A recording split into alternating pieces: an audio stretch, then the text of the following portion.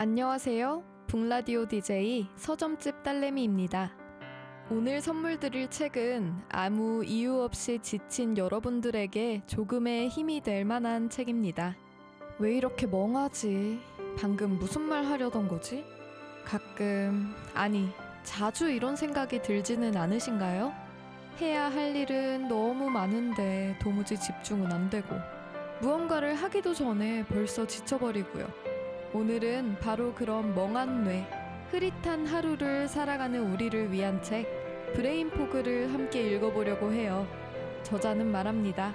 머릿속에 안개가 자욱하다면 그건 단순한 게으름이 아니라 뇌가 보내는 신호라고요. 이 책은 복잡한 이론보다는 우리 일상에 맞춘 작고 구체적인 트레이닝으로 흐릿한 뇌를 명쾌하게 바꿔주는 실질적인 방법들을 안내해줍니다. 지금 이 시간, 잠시 멈춰서 내 삶을 살피는 따뜻한 독서의 시간 함께해요. 프롤로그. 머릿속에 안개가 끼면 생각은 길을 잃는다. 마음 놓고 푹 쉰다는 말이 마치 딴 세상 이야기 같을 때가 있다. 잠깐 숨 돌리는 순간조차 과제, 업무, 공부, 육아, 어깨를 짓누르는 일거리가 떠올라 마음이 불편하기 때문이다. 늘 긴장 상태인데 생각은 자꾸 다른 길로 빠져버리고 정신줄을 잡기가 힘들다. 몸은 천근만근이고 집중이 안 되며 할 일도 잘 기억나지 않는다. 제대로 살아보려고 애쓰는 순간에도 정신은 제멋대로 어디론가 흘러간다. 오늘 하루를 왜 또 낭비했지? 창고를 치워야 하는데, 옷장 정리해야 되는데, 왜 이렇게 매사 무기력할까? 왜 자꾸 할 일을 깜빡하는 거지? 어째서 아무것도 마무리를 못할까? 난 대체 뭐가 문제일까? 전에는 꽤 많은 일을 해냈는데 대체 어떻게 그랬는지 기억도 안 나. 요즘은 하루하루 허덕이며 보내는 것 같은데. 얽히고 설킨 생각에 잠겨 시간을 또 할 일 없이 흘려보낸다. 공허한 기분이 든다. 쌓인 업무를 처리할 기회, 아이에게 뭐 하나라도 가르칠 시간, 즐거운 일을 하며 보낼 수도 있었던 소중한 여유를 또 날려버렸다는 자책이 이어진다. 불행인지 다행인지 몰라도 당신만 그런 것은 아니다. 정도는 다르지만 이런 기분에 젖어서 살아가는 사람들은 무척 많다. 현대인은 너무 많은 일, 직장, 학교, 인간관계, 가족 등 온갖 영역에서 요구하는 산더미 같은 짐을 지고서 시시각각 급변하는 불확실한 세상을 살아간다.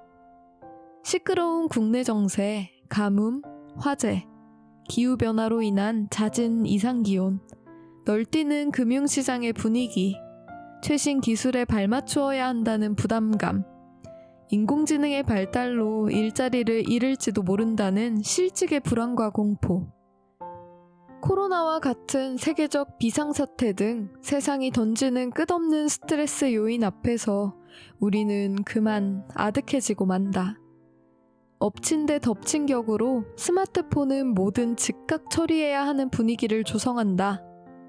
하루 24시간 연락할 수 있고 언제든 응답해야 할 것만 같은 부담감을 안겨준다. 현대인들은 사회의 분주한 속도에 뒤처지지 않고 생산성을 유지하기 위해 메시지, 이메일, 데이트 어플, 전화, 속보, SNS 알림을 확인하고 또 확인한다. 이런 요인에 얼마나 영향을 받는지는 사람마다 다르겠지만 사회 전체적으로 보면 이로 인해 발생하는 스트레스의 총량은 엄청나다. 상담을 진행하면서 겁이 나고 살얼음판을 걷는 것 같고 아슬아슬하고 가슴 졸이는 느낌에 사로잡혀 있다는 말을 자주 듣는다. 이렇게 불안한 시대를 살아내는 것만으로도 힘든데 자신이나 가족의 질병, 이혼, 결별, 배우자의 외도, 실직, 출산 등 살면서 만나는 스트레스 요인까지 추가된다면 정신줄을 똑바로 잡고 있을 힘이 빠져버린다. 이처럼 많은 스트레스로 인해 멍해진 상태를 브레인 포그라고 한다. 브레인 포그에 시달리면 평소처럼 집중하거나 기억하기가 어렵다. 심신이 무겁고 정신이 흐려지며 혼란에 빠지기가 쉽다. 반쯤 기계적으로 할 일을 해나가지만 인생, 가족과 친구, 일 등에서 더는 의미와 보람을 찾지 못하게 된다. 만성 스트레스에 시달리면 뇌의 생리학적 반응인 투쟁 도피 반응이 계속 켜져 있어 코르티솔과 아드레날린 등의 스트레스 호르몬이 쉴 새 없이 분비된다. 우울감, 신경쇠약, 기억력과 집중력 감퇴, 멍해지고 잠 못 이루는 증상은 모두 만성적으로 높은 코르티솔 수치와 관련이 있다. 오랫동안 요즘 일진이 영 안 좋네 라고 느끼는 수준 이상으로 사는 게 힘들다면 분명 뭔가 문제가 있다. 많은 사람들이 성공하기 위해서는 스트레스를 받는 것이 당연하고 무리하더라도 자기 능력보다 더 많이, 열심히, 바삐 일해야 한다고 믿는다.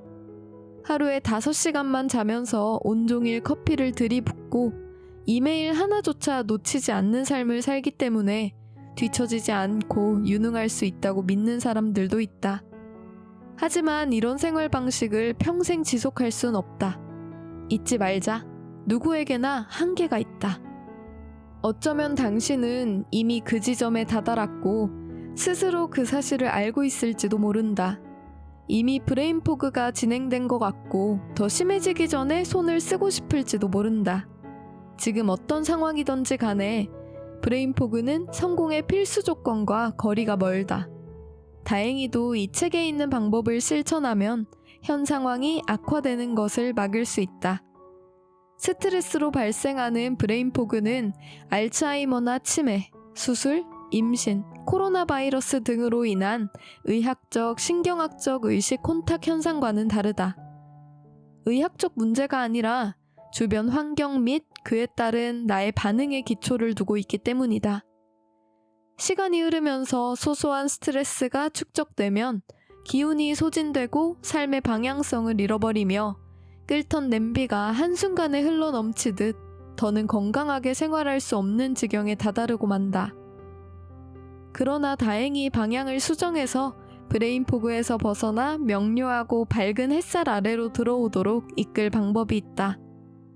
내 상태가 스트레스의 소산이라는 것, 스트레스에 대처할 효과적인 방법을 배울 수 있다는 사실을 깨닫는 것만으로도 첫 발을 내디딘 셈이다. 이 책은 뇌의 각 측면이 어떻게 움직이는지, 제대로 돌아가려면 무엇이 필요한지를 다루고 있다. 브레인 포그에서 벗어나려는 사람들은 뇌와 스트레스의 역학 구조를 이해하면서 더 큰 의욕과 변화의 동력을 얻을 것이다. 이 책에서는 스트레스로 인한 브레인 포그의 주요 증상들을 설명하고 각 증상에서 빠져나오는 최적의 처방을 제시한다. 이를테면 멍해지는 증상을 인지하고 현재 자신의 문제를 제대로 파악하는 방법, 스트레스로 인한 브레인 포그의 특징인 무력감을 이겨내는 뇌 재구성 방법 등을 익힌다. 이 책에서 소개하는 브레인 포그 극복법은 모두 실천하기 쉬울 뿐더러 인지행동 치료, 수용 전념 치료, 마음챙김 연습, 신경과학 분야의 연구를 통해 효과가 이미 입증된 것들이다. 자, 이제 흐릿한 안개 속을 벗어나 밝은 햇빛 아래로 한 걸음씩 나아가자. 저는 보통 책을 고를 때 제목이랑 표지의 영향을 많이 받는 편입니다. 약속 전에 시간이 조금 비어서 홍대에 있는 북카페에 잠깐 들렸었는데요. 카페 곳곳에 읽을 책들이 가득 쌓여 있었는데 그 중에서도 이 책이 눈에 들어왔습니다. 브레인 포그. 머릿속이 안개 낀 것처럼 뿌연 상태. 사실 바쁘게 현실을 살아가다 보면 목까지 차오르는 물속을 걷는 듯한 느낌을 느낄 때가 많습니다. 수많은 할 것들에 휩싸여서 갈피를 못 잡기도 하고 조금이라도 집중을 하려고 하면 또 머리가 멍해지면서 집중이 잘 되지가 않죠. 저도 마찬가지인데요. 제가 한 가지 일에 집중을 좀 길게 못하는 성격이라 오래전부터 고치고 싶다라는 생각을 막연하게 가지고 있었는데 이 책이라면 나연애를 조금 더 또렷한 상태로 만들어주지 않을까 하는 기대감을 가지고 첫 장을 펼치게 되었습니다. 처음에는 여러분의 상태가 어떠한지 브레인포그를 진단해주게 됩니다. 우리는 이 장으로 바로 넘어가서 지금 내 발목을 잡는 무력감에서 벗어나 조금 더 유능하게 생활하고 일상의 주도권을 잡는 방법을 살펴보겠습니다. 2장 무력한 뇌 깨우기. 통제당할 것인가 통제할 것인가. 학습된 무력감과 브레인포그. 브레인포그 탓에 패배감과 피로감에 시달리며 삶의 목표에 집중하지 못하면 학습된 무력감이 활개친다. 어차피 실패할 건데 노력은 왜 해? 학습된 무력감이 뿌리내리면 툭하면 포기하게 된다. 주어진 상황 안에서 무언가 해보거나 상황을 딛고 일어서지 않고 이젠 아무것도 해낼 수 없어 라고 체념한다. 실직 위기, 해고, 외로움, 인간관계 문제, 정치적 불안, 질병 등 살면서 부딪히는 난관에 지혜롭게 대처하지 못한다. 브레인포그를 해결할 능력이 없는 것이다. 성격 심리학에서 통제 위치는 개인이 자신의 성공이나 실패에 얼마나 책임을 느끼는지를 가리킨다. 라틴어로 로쿠스는 위치를 뜻한다. 나의 통제 위치는 내 삶을 통제하는 힘이 내게 있는지 아니면 내가 영향을 미치지 못하는 외부 존재에게 있는지에 따라 결정된다. 통제 위치에 대한 연구는 폭넓게 이루어져 왔다. 내재적 통제 위치는 건강에 도움이 되는 행동을 하고 마음의 안정을 경험하며 인간관계에서 만족감을 느끼고 일에서 성취감을 갖는 데 중요한 요소다. 노아처럼 통제 위치가 외부에 있고 삶의 향방이 외적 요인에 달려있다고 느끼면 브레인포그에 반응하는 과정에서 우울해지거나 과음 같은 나쁜 습관에 빠지기가 쉽다. 나의 통제 위치를 바꾸고 스트레스를 유발하는 환경에 대응하는 등 내가 통제할 수 있는 일을 책임지는 법을 배우면 무력해지거나 체념하지 않고 건전한 방법으로 브레인포그에 대처할 수 있다. 명심해야 할 점이 있다. 통제 위치가 내재적이라 해서 삶을 완벽히 제어할 수 있는 것은 아니다. 누구나 감당하기 어려운 외부 요인을 마주하거나 향후 일어날 일을 통제할 수 없는 순간에 맞닥뜨리기 마련이다. 내재적 통제 위치 형성에 영향을 미치는 요인은 다양하다. 특히 아이가 성장기에 이룬 성공과 실패에 가족 및 양육자가 보이는 반응은 통제 위치에 큰 영향을 미친다. 노력과 과정에 대한 칭찬과 보상 없이 성공적인 결과만 칭찬한다면 아이는 외재적 통제 위치를 형성할 가능성이 크다. 자신이 기울인 노력보다는 타인의 긍정적 평가에 자존감이 좌우되기 때문이다. 또한 양육자가 외부 사건 때문에 자신의 인생이 바뀌었다고 탓하거나 자신의 결정이나 행동에 충분한 내재적 책임을 지지 않으면 아이의 통제 위치도 외재적으로 형성될 수 있다. 아동기와 성인기에 일정 기간 통제 불가능한 사건에 휘말려도 외재적 통제 위치가 형성될 가능성이 크다. 브레인포그에 시달리고 있다면 통제 위치가 외재적일 수도 있지만 오히려 지금까지 삶을 잘 제어하고 자신 있게 살아왔을 수도 있다. 지나치게 많은 스트레스 요인에 노출되면 균형 감각을 잃고 더는 예전처럼 삶을 제어하지 못한다고 느끼면서 통제 위치가 내부에서 외부로 옮겨가기 때문이다. 브레인포그를 이해하고 대처하려면 내가 통제할 수 없는 외부 요인에서 원인을 찾고 있진 않은지 살펴봐야 한다. 나의 성공과 실패를 결정짓는 주체가 자신이라고 생각하는가? 아니면 운명이라고 생각하는가? 살면서 겪는 난관 때문에 계속 화나고 속상하다면 기분이 널뛸 때 누구를 탓하는지 생각해보자. 그러면 자기 능력이 어느 정도라고 생각하는지, 자신의 인생과 행동에 얼마나 책임감을 느끼는지 파악할 수 있다. 자기 연민의 덫. 내 삶을 제어할 수 있다고 믿고 행동한다고 문제가 다 해결되지는 않는다. 문제 상황이 버텨낼 수 있는 수준을 넘어서면 자기 연민에 빠지게 된다.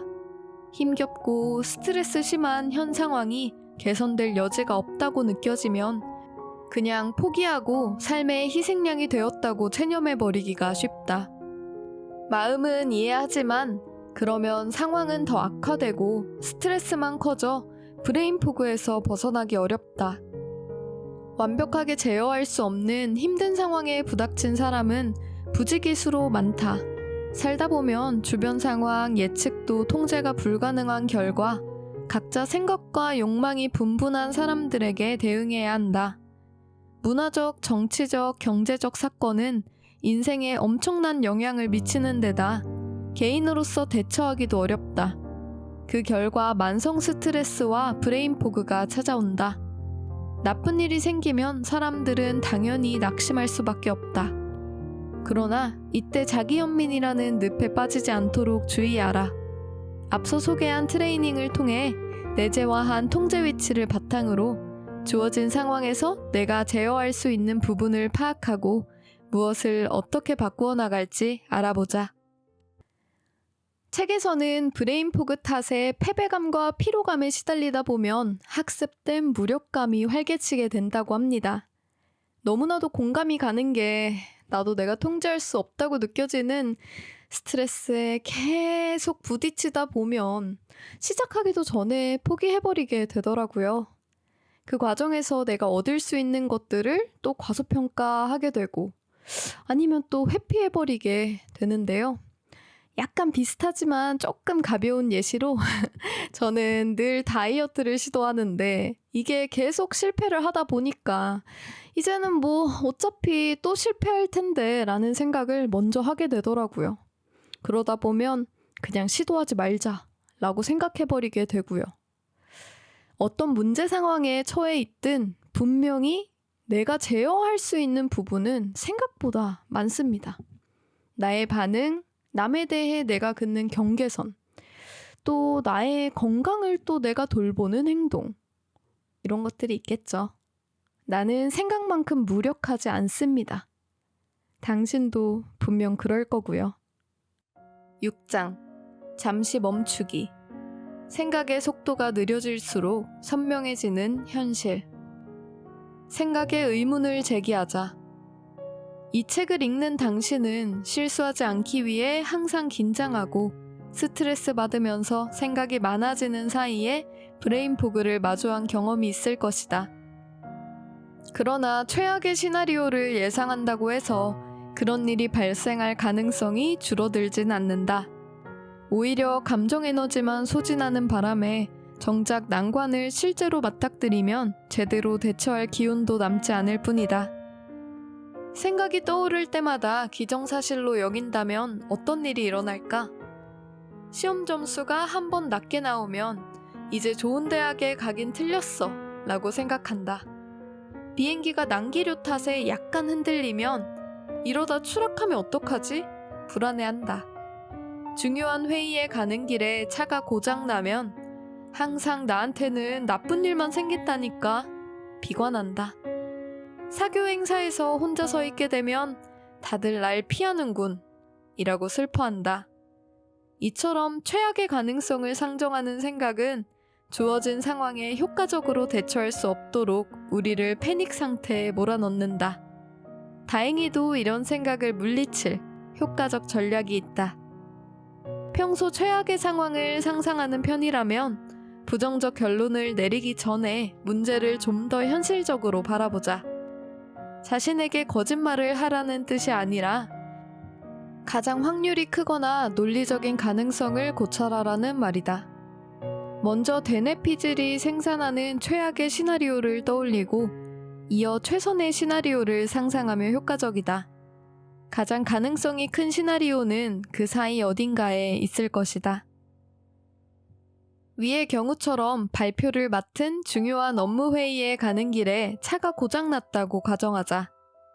아래 질문에 답하면서 최악, 최선, 가장 가능성 큰 시나리오는 무엇일지 생각해보자.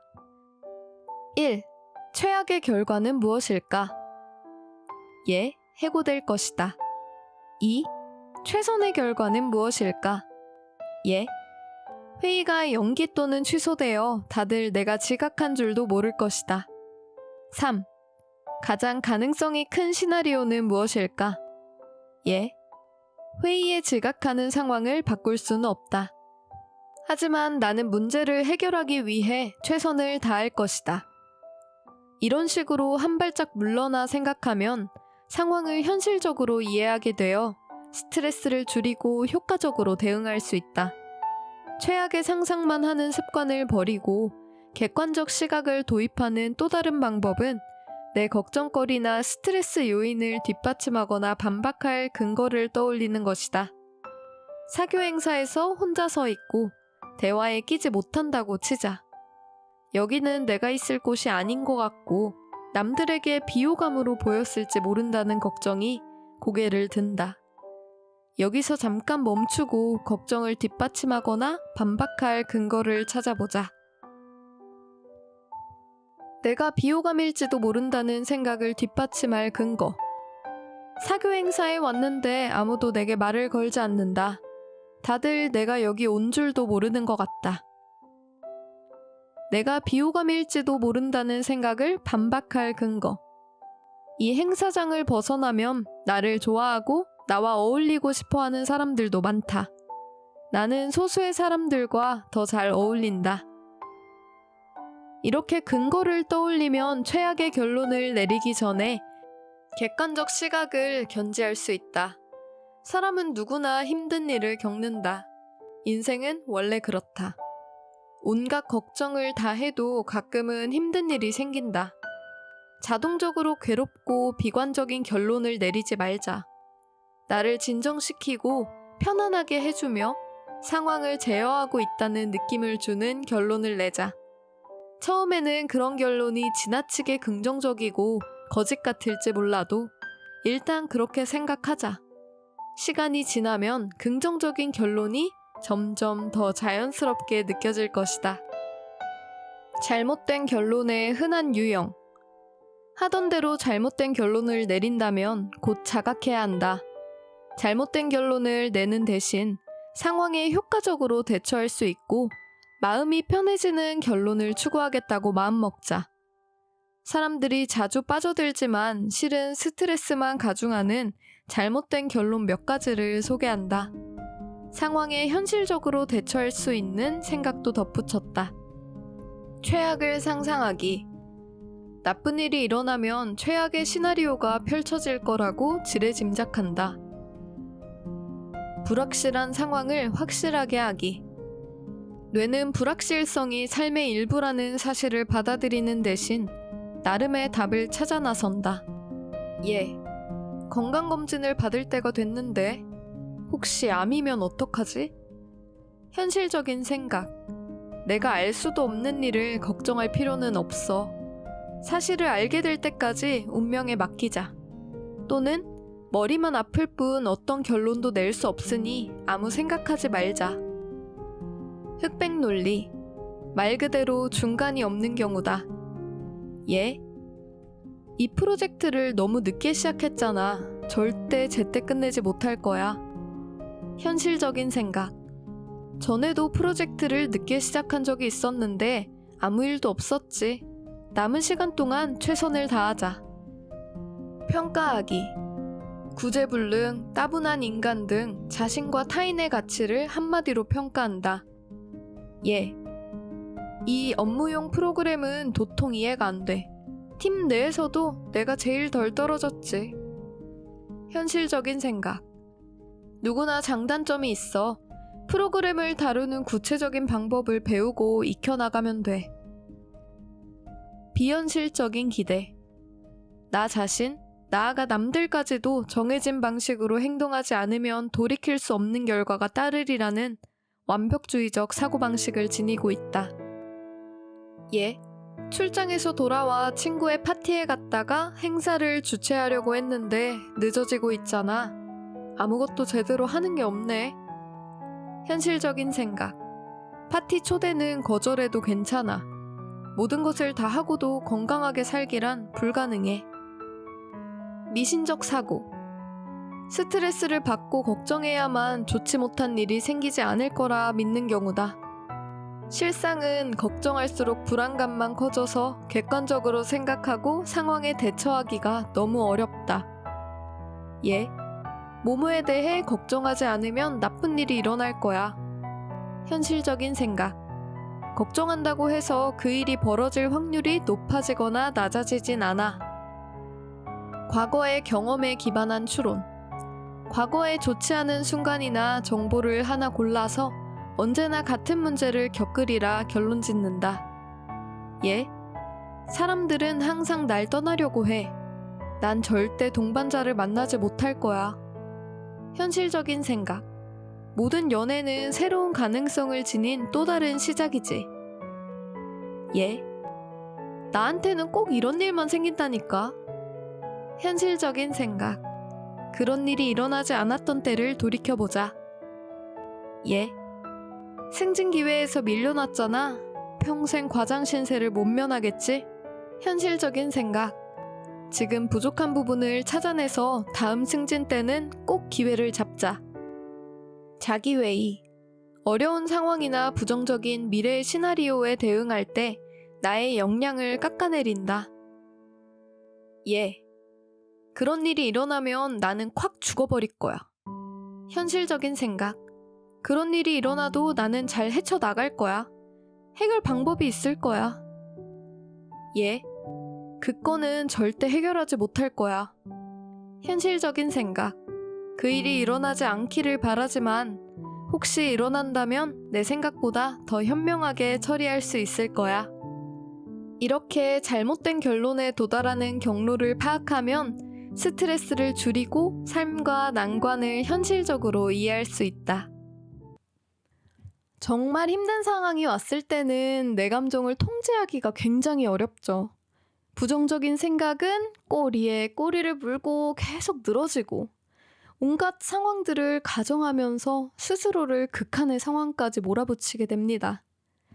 이 책에는 실제로 우리가 실천할 수 있는 문제 해결 트레이닝 과정이 나와 있는데요. 그 중에서도 제가 정말 유용하다고 느낀 건 생각일지 작성하기 부분입니다. 우선 함께 해볼까요? 첫째, 스트레스 받는 상황, 사건, 인간관계에 대해 적는다. 저의 경우로 예시를 들어보겠습니다. 요새 직장 동료와의 대화에서 뭔가 기분 나쁜 감정을 느끼는 경우가 많아졌습니다. 묘하게 직접적이진 않은데 제가 하는 말이나 행동에 부정적인 평가를 하는 듯한 느낌이 들어서 스트레스를 받게 되더라고요. 자, 이럴 때 두 번째 단계는 잘못된 결론을 내리고 있는지를 생각해 보는 겁니다. 저는 이 사람이 나를 싫어한다 라고 생각을 하게 되었습니다. 그러다 보니 저도 모르게 이 사람과 함께 일을 못하겠다라는 결론을 내리고 있었습니다. 세 번째, 이 생각 때문에 얼마나 스트레스를 받고 있는지를 1부터 10까지의 숫자로 표현합니다. 저는 8 정도인 것 같아요. 네 번째, 이렇게 스트레스를 받을 만한 근거가 있는지를 살펴봅니다. 외부적인 요소가 더 있을까요? 사실 요새 일이 바빠가지고 다른 사람들의 말에 보다 예민하게 반응하게 되는 것 같아요. 다섯 번째, 내 걱정을 반박하는 근거를 찾아본다. 저 사람은 나뿐만 아니라 다른 사람에게도 비슷하게 대한다. 따라서 나와의 트러블이 아니라 저 사람의 말 습관일 수도 있다. 여섯 번째, 최악의 시나리오는 저 사람을 너무 신경 쓰다가 내일도 제대로 못하고 직장 가는 게 너무 괴로워서 일을 그만두게 될 것이다. 일곱 번째, 최선의 시나리오는 저 사람을 이해하게 되고 또 신경 쓰지 않고 내 일에 집중을 하게 되는 거겠죠?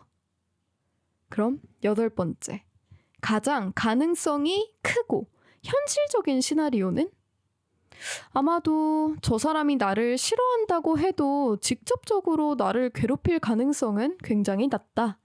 그리고 저 사람의 말 습관을 내가 고치기도 어려울 것이다. 다음으로 아홉 번째, 잘못된 결론을 현실적인 생각으로 바꾼다. 저 사람은 나를 미워하지 않는다. 오히려 다른 사람들께 좋지 않은 피드백을 주는 사람은 어딜 가든 좋은 평을 받기 어려울 것이다. 따라서 내가 미워하지 않더라도 주변에서 알아볼 것이다. 마지막 10번째. 상황을 경감시키기 위해 할 만한 일이 있는지, 나머지는 운명에 맡겨도 될지 생각해본다.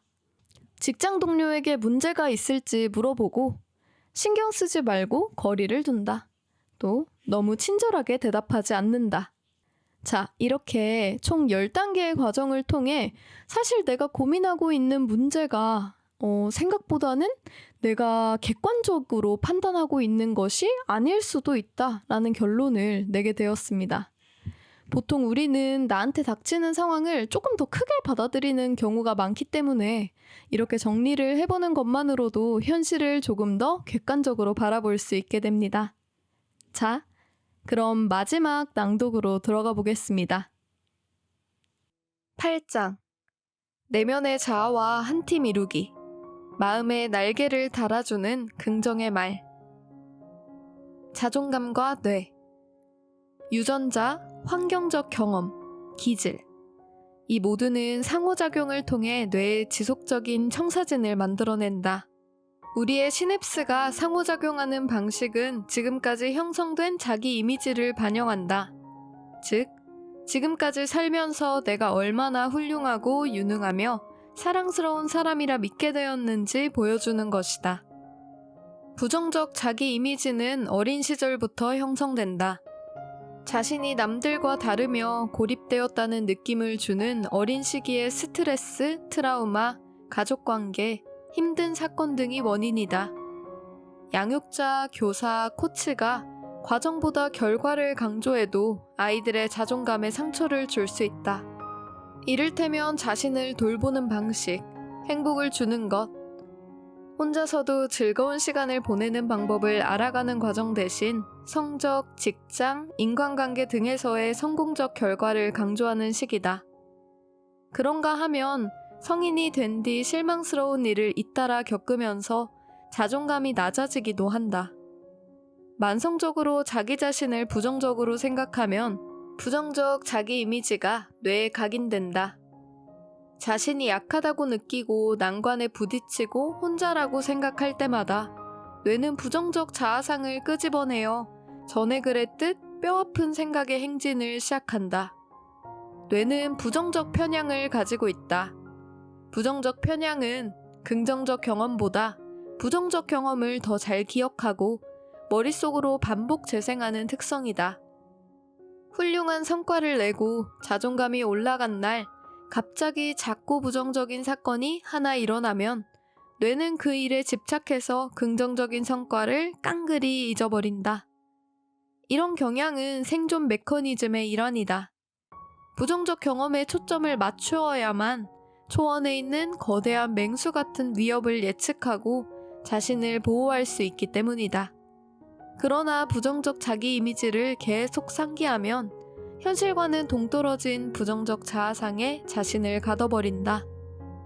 내가 부족하다는 생각이 습관으로 굳어지면 약간의 자극만 받아도 뇌의 뉴런이 부정적인 이야기를 떠올리거나 패배감을 느끼게 된다. 뉴런 네트워크가 익숙한 패턴의 자기회의와 자기 비판을 게시한다. 새로운 부정적 생각이 과거의 부정적 생각을 떠올리게 만들며 악순환이 반복되는 것이다. 뇌의 부정적 회로가 그대로 유지되는 이유는 우리가 자기 가치에 대한 부정적 이야기를 반복해서 되뇌기 때문이다. 상황을 다르게 볼 기회를 주지 않으면 뇌는 같은 곳에 못 박혀 있게 된다. 뇌는 새로운 일을 반복적으로 해야만 그에 적응하며 변화한다. 자존감이 낮아지는 과정은 자존감을 올리기 위해 밟아야 하는 과정과 같다. 건강한 방식으로 나 자신을 대하고 긍정적 이야기를 들려주면 새로운 뉴런 패턴이 만들어진다. 내가 유능하다는 느낌을 주는 새로운 삶의 경험에 노출될 때마다 뇌의 회로는 변한다. 자기 공감을 실천하고 새로운 행동을 할수록 뇌는 전보다 쉽게 나에 대한 긍정적 감각을 떠올린다. 패배하고 좌절할 때마다 따뜻하고 다정한 태도로 나를 대하자. 그런 다음 자신에 대한 부정적 고정관념을 뒤집을 새로운 활동을 시작하자. 내면의 회초리에 맞서라. 나를 비판하는 내면의 목소리를 마주하기 전에 잠깐 생각해보자. 누군가 내게 사랑스러운 어린아이를 맡겼다면 나는 그 아이를 어떻게 대할까?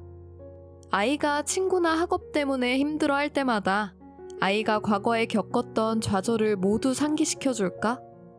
시무룩해진 아이에게 소리를 지르고 창피를 줄까? 아이의 능력이 부족하다고 말할까? 남을 만족시키지 못하고 완벽하지 않으면 아무도 널 사랑하지도 함께 어울리지도 않을 거라고 말하겠는가? 혼자 캄캄한 방에 들어앉아 불량식품을 먹으며 네 인생이 얼마나 한심한지 생각하라고 윽박지르겠는가? 창피스러울 뿐 아무도 마음 써주지 않을 테니 무엇 때문에 속상한지 남에게 이야기하지 말라고 가로막겠는가? 아마도 무슨 소리? 난 절대 남을 그렇게 대하지 않아 라고 생각할 것이다. 이제 당신이 자신에게 어떻게 말하는지 생각해보라. 내 경험과 나를 둘러싼 모든 것들에 대해 의견을 내고 분석하며 평가하는 내면의 목소리는 어떻게 말하고 있을까? 누구나 내면의 목소리를 가지고 있다. 내면의 목소리는 공기처럼 항상 그 자리에 있다. 내면의 목소리는 나를 높이 날게 만들 수도, 절름발이 신세로 전락시킬 수도 있다. 내면의 목소리가 비판을 일삼고 창피를 주며 혹독한 어조로 꾸짖는다면 스스로 무덤을 파는 결과를 낳는다. 가끔 내담자에게 좌절이나 난관, 힘겨운 감정에 대해 머릿속에서 맴도는 생각을 소리내어 말해보라고 권한다. 그러면 다들 자신에게 얼마나 심하게 말하는지 깨닫고 충격을 받는다. 너무나 오랫동안 반복되는 부정적 목소리와 함께 살아온 탓에 그런 말이 얼마나 자신의 발목을 잡는지도 몰랐던 것이다. 나는 나의 가장 든든한 지원군이어야 한다. 내가 내 편이 되어주지 않는다면 브레인포그를 포함한 어떤 문제에서도 벗어나기 어렵다. 내면의 자아와 한 팀이 될 수 있도록 아래의 이야기를 나 자신에게 들려주자. 너는 지금 모습 이대로 멋진 사람이야. 너 자체로 충분해. 우리는 함께 이 문제를 해결할 거야. 난관에 부딪혔을 때도 너는 가치 있는 사람이야. 너만 그런 건 아니야. 다른 사람들도 지금 너와 같은 감정을 느낀 적이 있어. 너를 사랑해.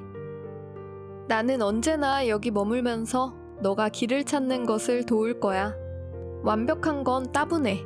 네 모습을 그대로 드러내면 모든 게 다 잘 될 거야. 누구나 어렵고 힘든 때가 있어. 너만의 문제가 아니야. 너는 세상의 모든 아름다움을 누릴 자격이 있어. 너의 가치는 사람들의 생각보다 훨씬 커. 너는 지금 겪는 문제를 바탕 삼아 더 성장할 수 있어. 나는 네 별난 면도 모두 사랑해. 그런 면 덕분에 너가 더 흥미롭게 느껴지거든. 너는 혼자가 아니야. 너는 너의 생각보다 강해. 사람은 누구나 온갖 문제와 씨름하는 법이야. 지금 너의 감정에 대해 누군가와 이야기해봐. 그러면 기분이 나아질 거야. 이 문제에 대해 도움을 청하는 게 좋겠어. 너 혼자서 대처하기에는 너무 큰일이야. 우리는 우리 자신을 그대로 받아들이는 한편 노력과 새로운 경험을 통해 해묵은 부정적 자기 이미지를 바꿔야 합니다. 우리는 우리가 생각한 대로 바꿀 수 있습니다. 그 어떤 것도 저를 강제로 바꿔놓지는 못해요.